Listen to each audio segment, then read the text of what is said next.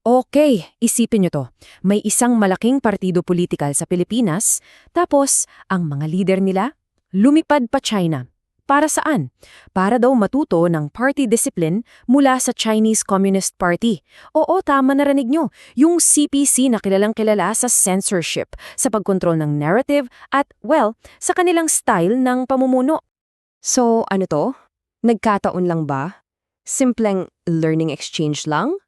O baka naman may iba pang nangyayari sa likod ng mga yan? Yan ang aalamin natin.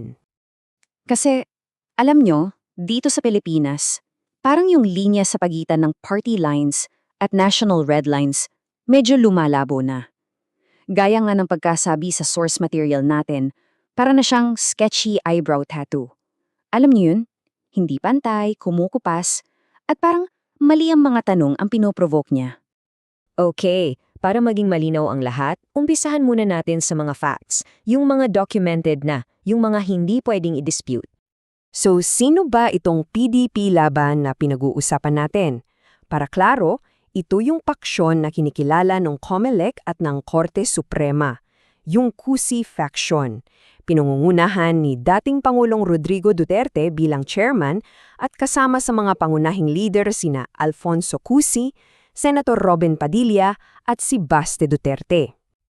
At hindi to basta-bastang hi-hello lang ha. Seryosong relasyon to. May formal na kasunduan. Mula 2016 hanggang 2023, tuloy-tuloy ang pag-uusap. Tingnan niyo tong timeline. Nagsimula sa isang formal agreement noong 2016 for policy training. By 2017, may delegation na sa Fujian para mag-aral ng party discipline. Tapos, in 2019, si Presidente Duterte mismo nagsabi na gusto niyang matuto from the CPC. At kahit nitong 2023 lang, may mga meeting pa rin para palakasin ang ugnayan. So hindi to one-time thing. 7 years na institutional relationship to.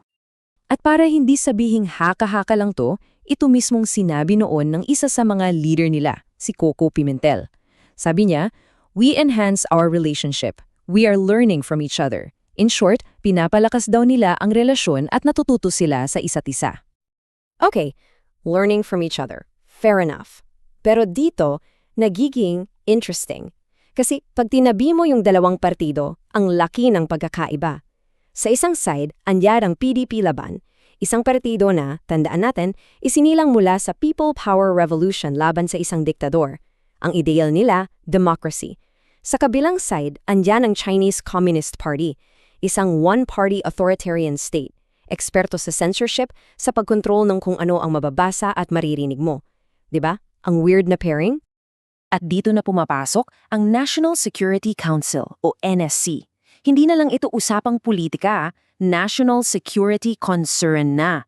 Sila na mismo ang nagtaas ng red flag. Para bang yung tita mo biglang sumingit sa usapan para sabihing, teka, may problema dito. At ano yung mga babala ng NSC? Ito, pakinggan nyo, may mga grupong konektado daw sa gobyerno ng China na nakikialam sa politika at eleksyon natin. Pangalawa, may mga local proxies daw na nagpapakalat ng mga narrative na galing Beijing. Pangatlo, tinatarget daw ang mga kandidatong critical sa China. At pang-apat, yung mga linyang yung PHUS alliance ay masama o nakakagulo lang, tunog na tunog daw propaganda ng CPC. Uulitin ko ha, hindi ito galing sa kung sinong vlogger, mula to sa sarili nating National Security Council. Pero to be fair, kailangan nating linawin to. May malaking pagkakaiba ang susceptibility sa culpability.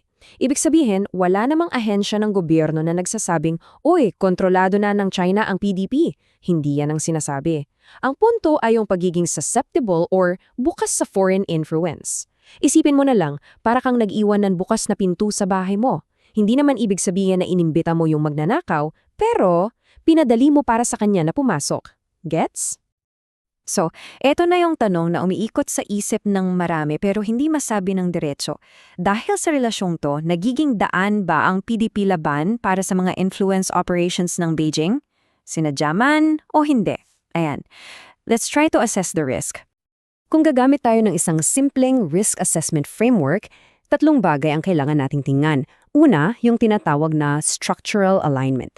May mga formal na kasunduan, may mga meeting, may deklarasyon na gusto nilang matuto sa governance models ng China. Pangalawa, intent versus opportunity. Baka nga hindi intensyon na magpakontrol, Pero dahil sa relasyon, nagiging useful o kapaki-pakinabang sila para sa mga pro-China na kwento. At pangatlo, pattern recognition.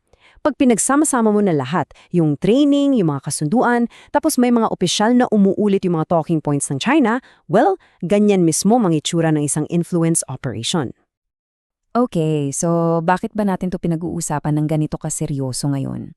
Dahil malapit na ang 2028. At ang eleksyon na yan ang magdidikta ng direksyon ng soberanya ng Pilipinas for the next 6 years. Hindi lang to tungkol sa kung sino ang susunod na presidente. Ang pinag-uusapan natin dito ay ang mismong soberanya ng Pilipinas. Ganun kalaki ang nakataya.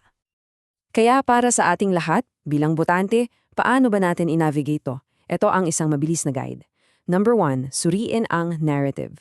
Kung ang naririnig mong message ay parang kinopya lang mula sa editorial ng isang state-owned media ng China, halimbawa, kasalanan ng US ang gulo sa West Philippine Sea, mag-isip ka.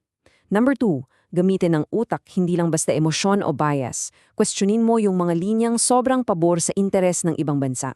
At number 3, kilalanin ang pattern. Tandaan natin totoo ang influence operations. Hindi to conspiracy theory, documented to. So anong solusyon? Isang salita, transparency. Para sa gobyerno, kailangan nating malaman lahat ng foreign engagements ng mga partido. At para naman sa PDP laban, kung gusto talaga nilang matapos ang usapang to, simple lang ang pwedeng gawin. Be transparent. Own the history with CPC. Ilabas niyo yung mga training materials, sabihin niyo sa taong bayan kung ano ba talaga ang natutunan niyo at paano niyo to in-apply. Ulitin ko lang ha, hindi ito para umatake ng isang partido lang. Ito ay isang sovereignty check. Isang pag-check sa kung ano ba talaga ang pagkakakilanlan natin bilang bansa at kung saan ba talaga tayo nakatayo.